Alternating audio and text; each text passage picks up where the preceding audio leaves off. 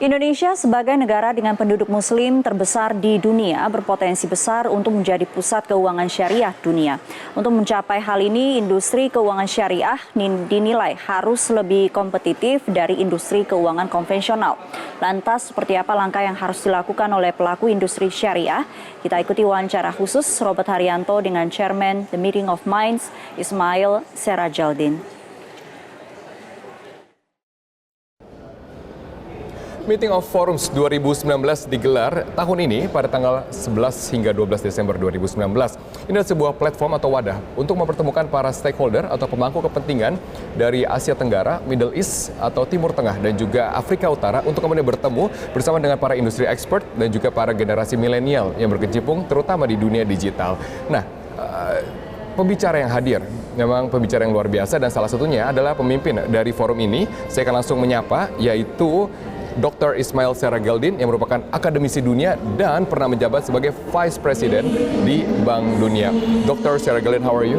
Fine, thank you. It's a pleasure to meet you. Thank you so much for coming. Same here. So, can you explain to me what are you expecting to get out of this forum?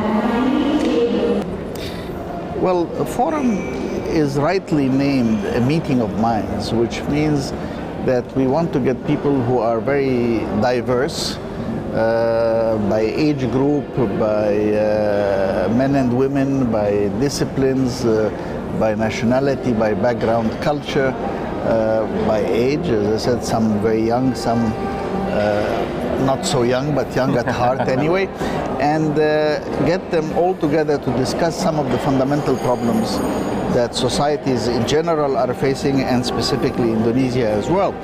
And the question then becomes that we create a space where the discussions with a great deal of civility, despite the disagreements that may exist, will result in people becoming better informed, and certainly people will be enriched by such discussions. I think that will be very useful because the issues are complex, and therefore there are no easy answers, and sometimes the different points of views are not well understood. So the meeting of minds creates a place, a space of freedom where people can discuss this and come up with a consensus position on a path for prosperity and peace for the future. Yeah, as the biggest Muslim population in the world, I know this is one of the issues that this forum wants to focus on is the Islamic financing and banking. So do you think Indonesia can play a major part in Islamic and banking in the world? Well, ultimately yes, but right now not yet. I mean, clearly because the level and scale of Islamic banking in Indonesia is still quite small compared to its potential. Yes. The number of assets are still quite small also compared to its potential.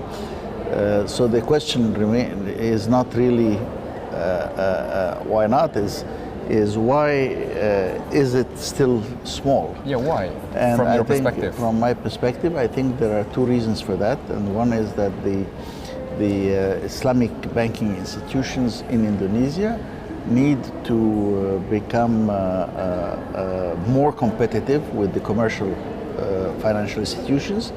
That means they must have better human resources. There's no reason why they shouldn't get the best of the best.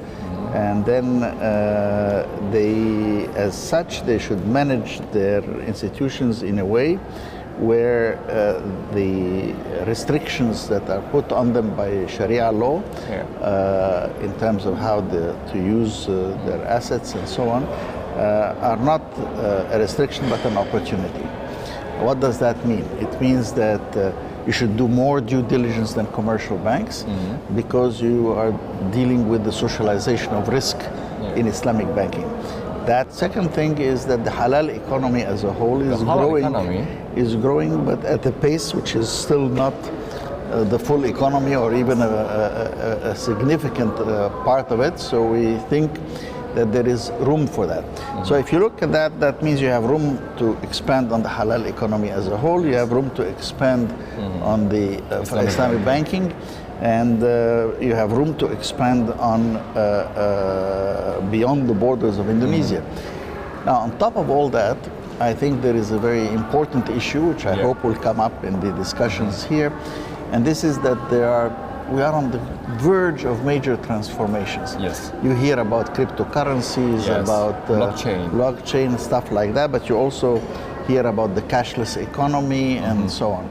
Well, these transformations, whether they take place as people imagine them right now or not, in fact, they are profound changes. And the question becomes, will the Islamic bankers jump ahead of the curve and start proposing solutions on how to handle all these new things and see these challenges as opportunities? Or will they be trying to catch up by copying and following the commercial banks? Commercial banks. Thank you so much, Dr.